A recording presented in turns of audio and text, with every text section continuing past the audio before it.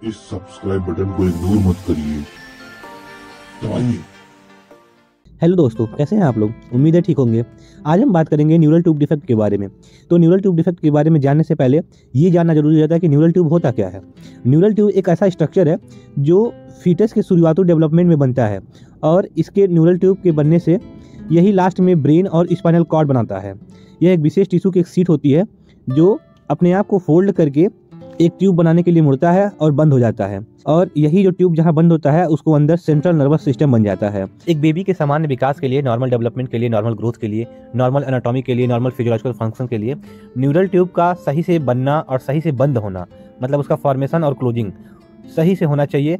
और अगर ऐसा नहीं होता है तो न्यूरल ट्यूब डिफेक्ट की कंडीशन होती है। न्यूरल ट्यूब डिफेक्ट के अंदर तमाम बीमारियां होती है, जैसे एनेंसेफेली हो गया, एक्सेंसेफेली हो गया, और भी बहुत सारी चीज़ें हो जाती हैं। स्पाइना बिफिडा हो गया, स्पाइना बिफिडा में भी कई तरह की मतलब दिक्कतें होती हैं। तो ये सारी चीज़ें न्यूरल ट्यूब के सही से ना बनने या फिर सही से ना क्लोज होने की कंडीशन में देखने को मिलती हैं। तो आज हम इसको 1 बाय 1 पढ़ेंगे। So let's get started. Anencephaly. Anencephaly की कंडीशन में क्या होता है? इस कंडीशन में जो क्रेनियल वॉल्ट होता है, मतलब जो क्रेनियम का लेयर होता है, मतलब जो स्कल का सबसे ऊपर का जो हड्डी होता है, वो एब्सेंट होता है। और उसके साथ ही साथ जो सेरेब्रल हेमिस्फीयर होता है, हमारी बॉडी में 2 सेरेब्रल हेमिस्फीयर होते हैं ना हमारे सर में, तो उसमें से जो सेरेब्रल हेमिस्फीयर होता है या तो कंप्लीटली एब्सेंट होता है, मतलब कुछ हिस्सा उसका एब्सेंट रहता है, या तो पूरा हिस्सा एब्सेंट रहता है, या तो बहुत छोटे साइज में रहता है वो। इसको कहते हैं एनेंसेफेली। फिर आता है क्रेनियोस्काइसिस। इसमें क्या होता है? स्कल में डिफेक्ट होता है, जिसके मतलब थ्रू स्कल में डिफेक्ट के थ्रू न्यूरल टिश्यू जो होते हैं बाहर को निकल आते हैं। जैसा कि हम डायग्राम में देख सकते हैं, स्कल में एक प्रोट्रूजन है जिसके थ्रू न्यूरल टिश्यू बाहर आ गए हैं। फिर आता है एक्सेंसेफेली। एक्सेंसेफेली में क्या होता है? जो मेनिंजेस की लेयर होती है वो बाहर आ जाती हैं। उसमें ब्रेन में प्रोट्रूजन होता है और मेनिंजेस की लेयर बाहर आ जाती हैं। डायग्राम में हम देख सकते हैं। एन्सेफेलोसील। एन्सेफेलोसील क्या होता है? Protrusion of brain and meninges into a fluid filled sac through a skull defect.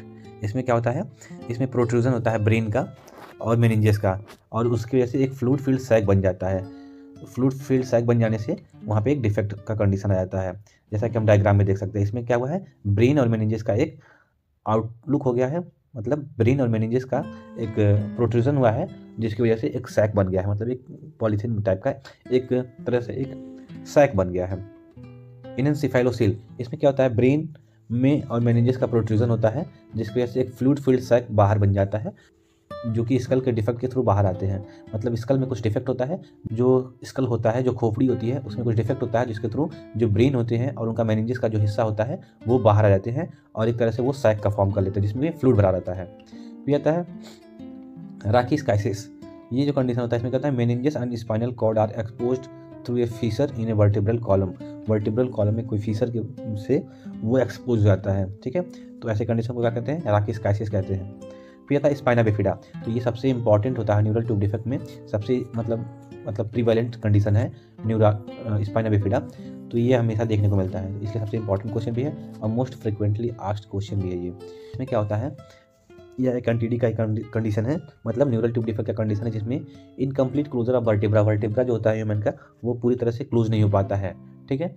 फिर spina bifida is a mall formation of spine. इसमें जो स्पाइन्स होती हैं, जो बॉडी का वर्टिब्रा में स्पाइन होती है, उसका माल फॉर्मेशन होता है, वो सही से बन नहीं पाता है, जिसकी वजह से posterior portion of lamina of vertebra fail to close. जो पीछे का जो वर्टिब्रा होता है, पीठ में जो बेबी के वर्टिब्रा होता है, वो सही से क्लोज नहीं हो पाता है। तो ऐसे कंडीशन में क्या होता है? स्पाइना बिफिडा का कंडीशन आता है। इसका जो रेट होता है, 1000 बच्चों में 1 या 2 बच्चों में पाया जाता है। अगर 1000 बच्चों का हम डाटा लेते हैं तो 1 या 2 बच्चों में मिलेगा ये। इसकी एटियोलॉजी क्या होती है? खास करके जेनेटिक होता है, ठीक। उसके अलावा मैटरनल एज, अगर मदर का जो एज है 35 से अब जाता है तो हाई रिस्क प्रेगनेंसी होती है, और हाई रिस्क प्रेगनेंसी में ये होने के चांसेस ज़्यादा रहते हैं। इन्वायरमेंटल कुछ कॉजेज होते हैं, जैसे कि रेडिएशन हो गया, जैसे कि यूरोप वगैरह कंट्रीज। यूरोप का कंट्रीज़ जो है काफ़ी डेवलप्ड कंट्री है, तो ऐसे कंट्रीज़ में क्या होता है? वहाँ पे बहुत ज़्यादा मोबाइल नेटवर्क वगैरह है, तो ऐसे कंट्रीज़ में वहाँ पर होने के चांसेस ज़्यादा होते हैं। डाइट में अगर फोलिक एसिड की डेफिशिएंसी है तो ऐसे कंडीशन में स्पाइना बिफिडा होने के चांसेस बहुत ज़्यादा रहते हैं, ठीक है। और इसलिए प्रेग्नेंट मदर में फॉलिक एसिड का डिस्ट्रीब्यूशन गवर्नमेंट की तरफ से फ्री में किया जाता है, ताकि फॉलिक एसिड मेंटेन रहे और स्पाइना बिफिडा का कंडीशन ना आए। अब क्लासिफिकेशन, स्पाइना बिफिडा जो होता है 2 तरह का होता है, स्पाइना बिफिडा ऑक्यूलेटा और दूसरा होता है स्पाइना बिफिडा सिस्टिका। और जो स्पाइना बिफिडा सिस्टिका होती है वो भी 2 तरह का होता है, एक होता है मेनिंजोसेल और दूसरा होता है माइलो मेनिंजोसेल। स्पाइना बिफिडा ऑक्यूलेटा ये सबसे बहुत कम होता है, इसको 5% केसेस होते हैं। इसमें क्या होता है, failure of formation of bony arch around the spinal cord. Spinal cord में बहुत कहीं कहीं पर जो उसका मतलब फॉर्मेशन नहीं हो पाता है सही से, जिसकी वजह से वहाँ पर स्पाइना बिफिडा ऑक्यूलेटा का कंडीशन होता है। स्पाइनल कॉर्ड और मेनिंजेस इसमें नॉर्मल रहते हैं, इसमें कोई बाहर से कुछ नहीं दिखता है। हाँ, कभी कभी क्या होता है, वहाँ पर हेयर्स वगैरह आ जाते हैं, जहाँ जो साइट होती है जहाँ पे सही से फॉर्मेशन नहीं हो पाता है बोन का, वहाँ पर हेयर्स ग्रो हो जाते हैं। और बाकी कोई बाहर से कोई ऐसा मतलब बाहर से नहीं दिखता है, एसिम्प्टोमेटिक होता है।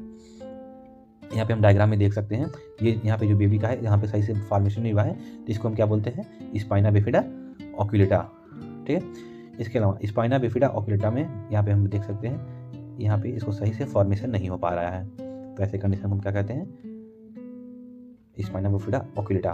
फिर आता है स्पाइना बिफिडा सिस्टिका। अब इसमें दो तरह का हमने पढ़ा है, तो पहले जानते हैं स्पाइना बिफिडा सिस्टिका क्या होता है। Defect in the closure of posterior vertebral arch. जो पोस्टीरियर वर्टेब्रल आर्क होता है उसमें सही से क्लोजर नहीं हो पाता, वो सही से बंद नहीं हो पाता है, जिसकी वजह से वहाँ पे स्पाइनल कॉर्ड जो होता है उसका प्रोट्रूजन होता है। प्रोट्रूजन मतलब वहाँ से बाहर को निकल आता है, मतलब एक तरह से कुछ उसके हिस्से बाहर आ जाते हैं स्पाइनल कॉर्ड का, और मेनिंजेस का भी उस डिफेक्ट के थ्रू। मतलब जहाँ पे वो वर्टेब्रल आर्क में बोन का सही से फॉर्मेशन नहीं हो पाया है, वहाँ से स्पाइनल कॉर्ड और मेनिंजेस प्रोट्रूड होकर बाहर को आ जाते हैं, तो ऐसे कंडीशन को क्या कहते हैं, spina bifida cystica. Spina bifida occulta में भी फॉर्मेशन सही से नहीं हुआ था, लेकिन वहाँ पर क्या था, बाहर नहीं आया था कुछ भी, सब कुछ अंदर था और एसिम्प्टोमेटिक कंडीशन था।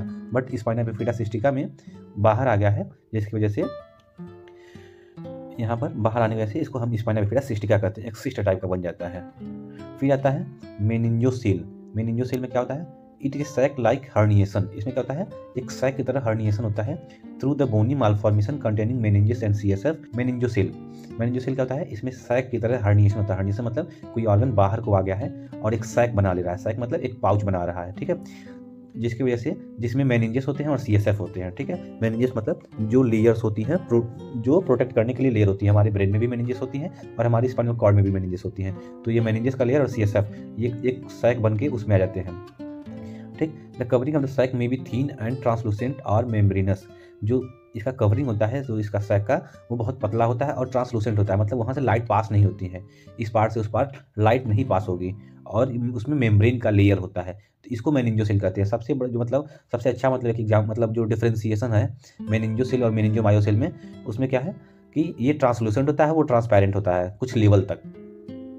अब मेनिंजोसील को हम यहाँ पे देख सकते हैं, यहाँ पे अगर सही से फॉर्मेशन नहीं हुआ तो यहाँ पे एक तरह से सिस्ट बन गया है, और इस सिस्ट में मेनिंजेस और सीएसएफ दोनों भरे पड़े हैं। ठीक, यह सैक लाइक कंडीशन है। अब आता है माइलोमेनिंजोसील। माइलोमेनिंजोसील में क्या आता है, इसमें भी प्रोट्रूजन होता है। ठीक है, इसमें प्रोट्रूजन अब किसका होता है, स्पाइनल कॉर्ड का होता है, सीएसएफ का होता है और मेनिंजेस का होता है। उसमें जो प्रोट्रूजन हुआ था स्पाइनल कॉर्ड का नहीं हुआ था, सीएसएफ का था और मेनिंजेस का था, लेकिन इसमें जो है स्पाइनल कॉर्ड का भी प्रोट्रूजन हुआ है।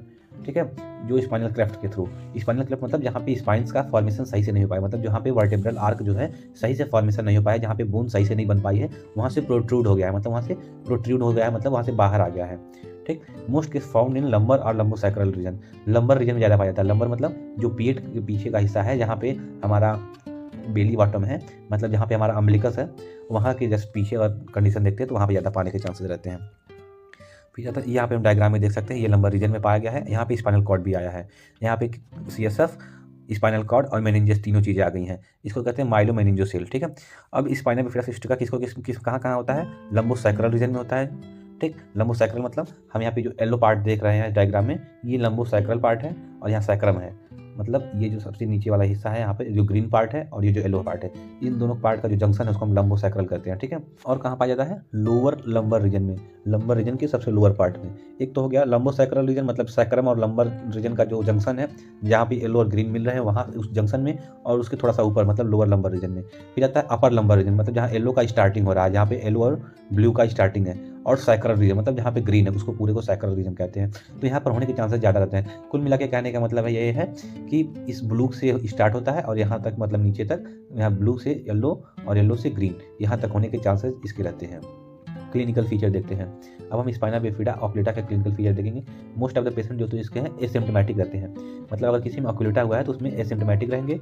ये डिम्पल कभी कभी देखने को मिलता है, छोटा सा गड्ढा देखने को मिलता है, कभी कभी टफ हेयर्स, मतलब कुछ हेयर्स देखने को मिलते हैं उस एरिया में, वहाँ पे हेयर ग्रोथ हो जाता है।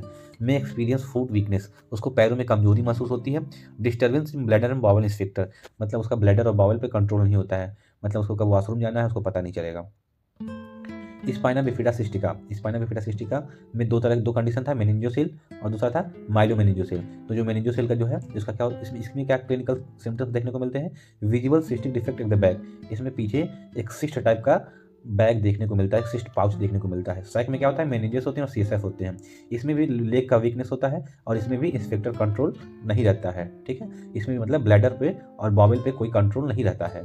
फिर आता है माइलोमेनिंजोसिल, ये डिपेंड करता है लोकेशन ऑफ डिफेक्ट, किस लोकेशन पर डिफेक्ट है, लंबोसैक्रल रीजन में है, सैक्रल रीजन में है कि लोअर लंबर रीजन में है या अपर लंबर रीजन में है, तो ये डिपेंड करता है।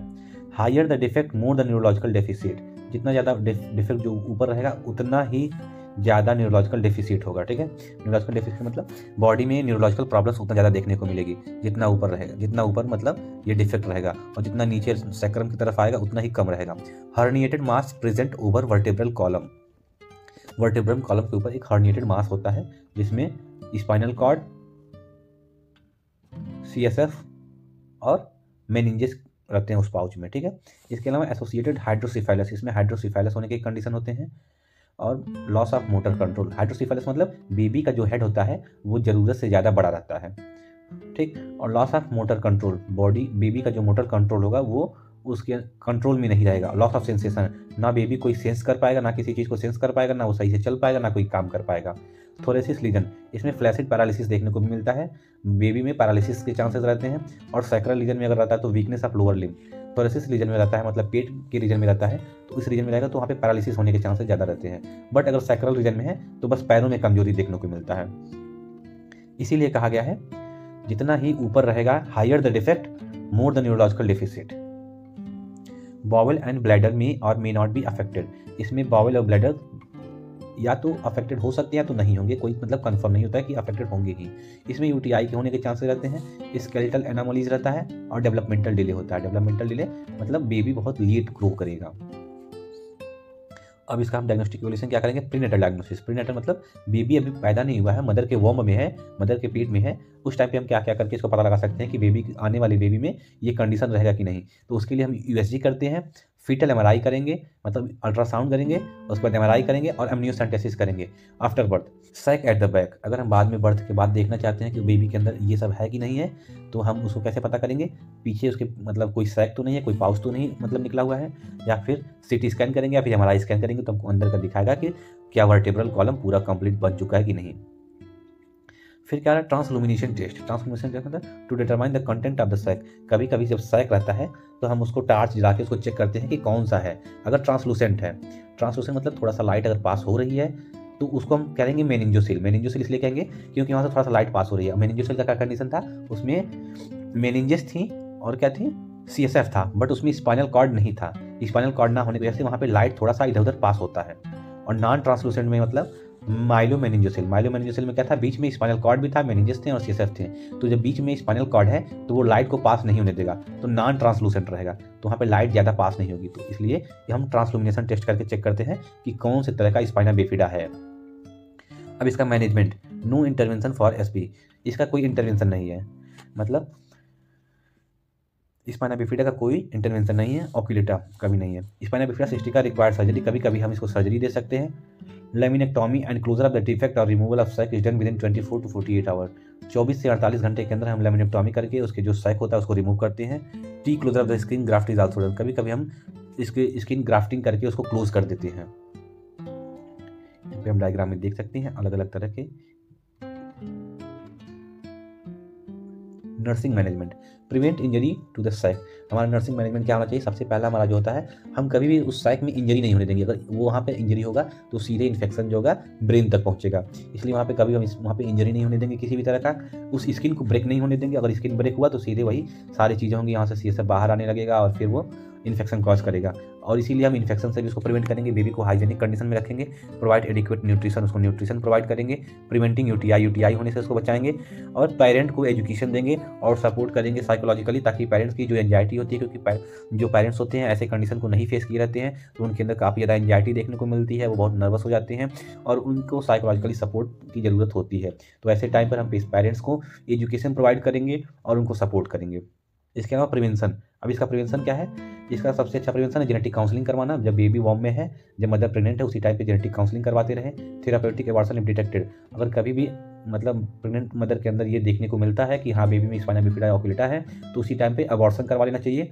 और फॉलिक एसिड का जो टैबलेट होता है उसको सप्लीमेंट में लेते रहना चाहिए।